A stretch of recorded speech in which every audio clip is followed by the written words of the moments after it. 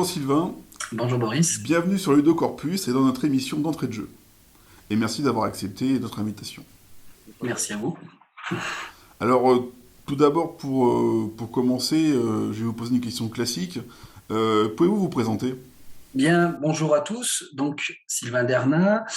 Alors, pour introduire mon propos, je vais peut-être revenir sur mon parcours de formation déjà. Alors, j'ai une formation en sciences de l'éducation, notamment au niveau master, et j'ai continué ensuite en thèse de doctorat, une thèse mixte sciences de l'éducation et géographie sociale. Et mon travail de thèse portait sur une thématique assez prégnante en géographie, c'est la désertification médicale, et plus précisément pour moi la désertification des vétérinaires.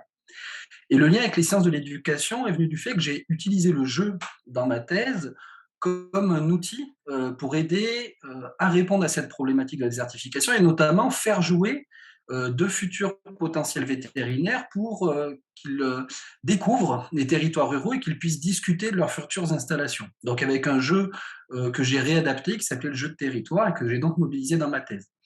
Par la suite, j'ai continué en recherche au sein de l'unité mixte de recherche territoire, qui est une unité de l'Institut national de recherche en agriculture, alimentation et environnement, l'INRAE, pour lequel je travaille aujourd'hui en tant qu'ingénieur. Et donc, au sein de cette unité de recherche, moi, je travaille plus particulièrement sur l'accompagnement des transitions en général, des publics des territoires ruraux, que ce soit grand public, élus, mais principalement, dans mon cas, les agriculteurs, et donc plus particulièrement de la transition agroécologique. Alors, une des particularités de notre unité de recherche, qui est une unité qui travaille sur ces transitions dans les territoires, c'est de mobiliser des jeux sérieux. Et notamment, dans notre unité de recherche, on a développé à peu près 9 jeux qui servent justement à répondre à nos thématiques. Et alors, ce qu'il faut savoir, la particularité qu'on a, c'est que ce sont des jeux qui peuvent être des jeux pour la formation, c'est-à-dire l'apport de connaissances ou la médiation scientifique, mais plus particulièrement, nous faisons des jeux pour l'action, c'est-à-dire des jeux qui ont une visée transformative dans la société et qui visent du coup à accompagner directement les acteurs des territoires, soit en les aidant à des processus de décision, soit aller jusqu'à utiliser le jeu comme outil de conception de nouvelles pratiques. Donc voilà, dans les grands traits, mon parcours et ce que je fais actuellement. Alors, j'aimerais que vous reveniez un petit peu sur ce que vous nous avez dit. Pouvez-vous nous parler un peu plus de l'UMR Territoire et quels sont notamment ses axes de recherche? Alors, les axes de recherche de l'UMR, c'est justement de comprendre et d'accompagner les transitions dans les territoires, principalement les territoires ruraux. Donc, c'est une unité de recherche qui est principalement composée de géographes, d'économistes, mais aussi de biotechniciens pour les aspects agricoles, et aussi des chercheurs en sciences sociales, dont je fais partie. Et plus particulièrement, on utilise des jeux comme je l'ai dit, hein, comme un outil pour l'action, c'est-à-dire pour accompagner nos projets de recherche et pour aider les transitions des acteurs des territoires. Alors, je fais un petit focus en arrière. Cette unité de recherche, elle travaille pour l'INRAE dans un département qui s'appelle ACT, au sein de l'INRAE, et le département ACT est aussi un département large de l'INRA qui mobilise des jeux sérieux. Pour information, on a fait une petite enquête l'année dernière au sein de l'Institut, et l'Institut a réalisé, enfin les chercheurs de l'Institut ont réalisé pas moins d'une quarantaine de jeux au service justement des thématiques de l'INRAE sur l'agriculture, l'alimentation ou l'environnement. Vous avez été lauréat de l'appel à projet du GIS Jeux et Société, et cette dotation a permis le développement du jeu Lagrange. Alors, en quoi consiste ce jeu? Quelle était son origine, l'origine de sa réalisation, et quelle est sa vocation? Alors, l'origine du jeu de Lagrange, c'est une origine très pratique. C'est dans le cadre d'un projet avec des agriculteurs d'une AOP fromagère au sein de la Loire, pour ne pas citer la fonte de Montbrison, pour ceux qui y connaissent.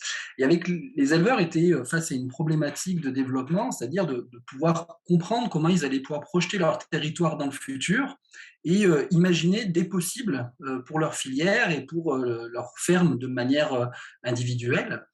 Et donc, on avait un problème, c'est qu'on n'avait pas de jeu vraiment approprié pour les aider à faire ça, pour aider à cette prospective. On avait des jeux de prospective déjà, il y en a pas mal qui existent déjà à l'INRAE, mais ils étaient difficilement applicables en fait sur cette thématique-là, et spécifiquement parce que la thématique de l'élevage est une thématique très prégnante dans la société aujourd'hui et qui n'engage pas que des considérations technico-économiques, mais aussi des considérations environnementales, sociales, culturelles.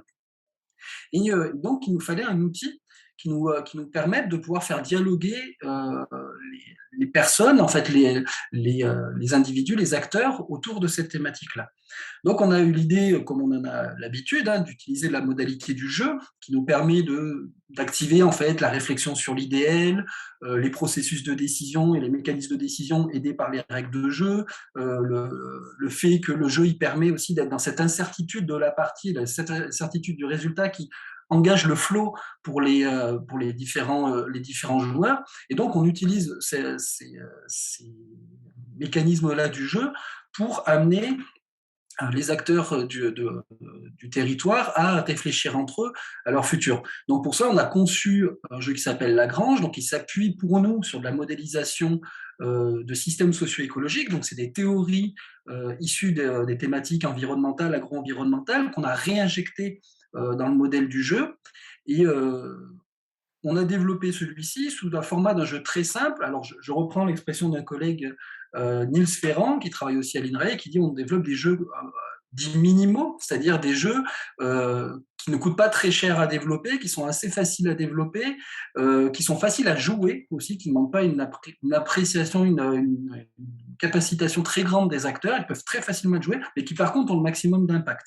Donc, c'est vraiment sous ce format-là qu'on a voulu développer Lagrange, en faisant un jeu de plateau qui se joue au tour par les joueurs et qui permet aux joueurs d'échanger en fait leur propre vision et de rentrer dans un processus de décentration, pour reprendre une terminologie de psychologie sociale, et de comprendre finalement les attentes des autres et d'essayer de co-construire finalement un projet ensemble pour le territoire. Donc, on a construit Lagrange sur ce modèle, avec l'aide notamment du financement du GIS, hein, qui nous a permis notamment de développer les aspects graphiques, parce qu'on n'avait pas les compétences pour cela. Et ce jeu, il a fait l'objet d'un premier prototype qui a été joué du coup avec les acteurs sur le territoire et qui a donné pleinement satisfaction, ce qui nous a permis de continuer le développement du prototype, de l'améliorer toujours grâce au financement du GIS. Et aujourd'hui, ce jeu, on arrive à un point où il est utilisé de manière concomitante pour l'action, c'est-à-dire dans d'autres projets de recherche, hein, mais également en formation, puisque moi-même je l'utilise en enseignement, mais j'ai des collègues aussi qui le mobilisent dans le cadre d'enseignement, en IUT, en master, en école d'ingénieur, pour faire comprendre aux étudiants les différents tenants et aboutissants de l'élevage dans les territoires et dialoguer notamment au travers de thématiques sociétales, hein, comme la fin des régimes carnés, le véganisme ou d'autres, ou le bien-être animal par exemple, et permet de discuter de tous ces éléments. Donc, un mode à la fois pour l'action et un mode pour l'enseignement de ce jeu qui trouve son sens des deux côtés, et des perspectives de développement aussi maintenant futures pour l'appliquer à l'agriculture de manière globale et pas simplement qu'à l'élevage. Donc, une ouverture avec de futurs développements à réaliser pour nous, et surtout la mise en place pour ce jeu d'un mode en print and play, donc qui correspond tout à fait en fait à notre philosophie, c'est-à-dire que c'est un jeu libre accès. Il est sur un site dédié qu'on a dédié au jeu Lagrange, hein, et où les gens peuvent télécharger le modèle papier, le découper et le mobiliser très très rapidement, puisqu'il est assez facile d'accès, comme on l'a expliqué, et il permet vraiment de jouer avec des acteurs ou avec des élèves ou des étudiants très très simplement et de manière très rapide. Donc voilà les tenants et aboutissants en fait du jeu Lagrange, qui aujourd'hui rentre en fait dans une phase un peu de roulement, on va dire, dans son utilisation, mais fait l'objet de développement futur, hein, dans lequel on va le mobiliser, soit dans des projets de recherche, des projets de recherche-action, hein, avec des acteurs sur les territoires, soit dans l'enseignement. On voit que le jeu occupe une place centrale dans vos actions. Et quelle est votre actualité prochaine, notamment en ce début d'année 2020 2022? Alors, c'est vraiment une bonne question, parce que c'est précisément 2022, pour nous, c'est une grosse année en termes de jeu. On a fait passer, notamment grâce à vous, au travers du GIS, mais aussi très très largement dans toutes les communautés de créateurs de jeux en France, une grande enquête nationale qui visait à recenser en fait tous les jeux qui avaient été créés dans les thématiques de l'INRAE, enfin qui nous intéressent, c'est-à-dire les thématiques agricoles, environnementales et d'alimentation. Et on a été quand même un peu surpris de voir qu'il y en avait autant de jeux qui a été créé. On va dire que le jeu devient vraiment un outil très prégnant sur ces thématiques-là. Alors, nous, on fait toujours un peu le pendant avec notre expérience et qu'on sait que c'est pas nouveau, hein, même s'il y a un développement très fort aujourd'hui, une mobilisation très forte par les acteurs de ce domaine-là. Ne serait-ce que chez nous à l'INRAE, on a des jeux sur ces thématiques-là qui ont maintenant 20-30 ans. Et on utilise ces jeux-là depuis, enfin, la modalité du jeu depuis un certain temps. Par contre, on voit vraiment une explosion récemment, que ce soit dans le domaine de l'enseignement, du développement territorial, de la médiation scientifique, de la mobilisation du jeu.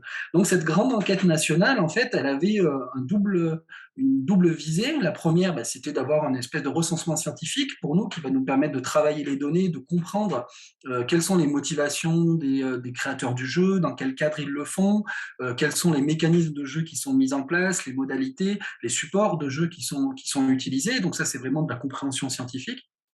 Et l'autre idée, bah, c'est de servir un projet de plateforme que l'on est en train de mettre en place et qui va être inauguré là en 2022, qui s'appelle Gemae. Et derrière Gemae, en fait, il y aura trois choses. La première, bah, c'est cette ludothèque, c'est-à-dire à partir de ce redensement, on va mettre en place une ludothèque numérique déjà, qui sera accessible à tous via un site en ligne, donc où tout le monde pourra prendre connaissance de ces jeux, pour certains les télécharger quand ils sont en print and play ou en version numérique, ou prendre contact avec les créateurs si les gens veulent pouvoir y accéder, parce que une des limites en fait de ces créations de jeux, bah, c'est que le jeu reste souvent cantonné à son créateur ou à une faible utilisation. Donc là, c'est vraiment donner accès plus large à ces jeux-là, les recenser, à utiliser. On va avoir un site qui permet de faire des recherches sur différents types de critères, donc qui permettra soit des enseignants, soit des agents du développement, soit des chercheurs, soit voilà, tout type de public bah, de mobiliser ces jeux. Ludothèque aussi physique. Alors là, on n'a pas encore réfléchi à la modalité. C'est soit nous, on prête les jeux qu'on acquiert, ou soit on essaie de faire une ludothèque de manière un peu décentralisée un peu partout en France pour que ce soit plus facile d'accéder pour les populations qui veulent mobiliser ces jeux. Donc ça, c'est l'aspect ludothèque de Gemae. Et ensuite, on aura aussi un aspect gaming lab, donc avec un enjeu de recherche en fait autour de toutes ces thématiques de jeu, soit porté par la plateforme elle-même, avec notamment des recherches sur l'utilisation des jeux et, on va dire, la preuve de l'utilité des jeux dans l'apport qu'ils peuvent avoir en termes d'action sur le terrain auprès d'acteurs des territoires, mais aussi en termes d'enseignement, de médiation. Je pense notamment au phénomène des jeux en ligne, type Farming Simulator, hein, par exemple, hein, qui ont un vrai impact sur la manière dont on se représente l'agriculture aujourd'hui. Donc c'est un processus de jeu ou aide aussi à l'évaluation de jeu pour des personnes extérieures qui souhaiteraient nous mobiliser pour pour utiliser nos compétences scientifiques d'évaluation des jeux pour analyser leurs propres jeux, voir l'impact de leurs jeux dans le réel.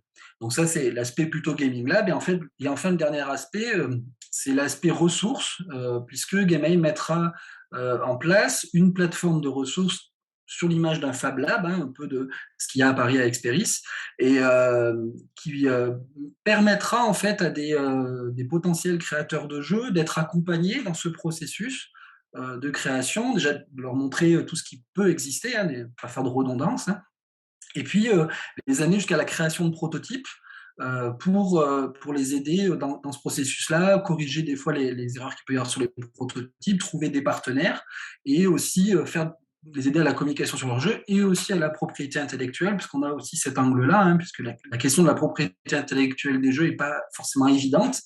Et c'est aussi un aspect sur lequel on souhaite accompagner.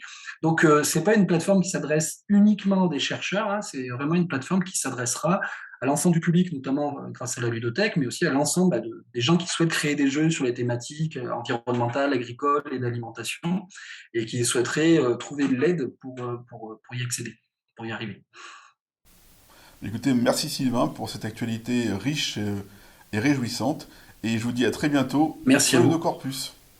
Merci beaucoup.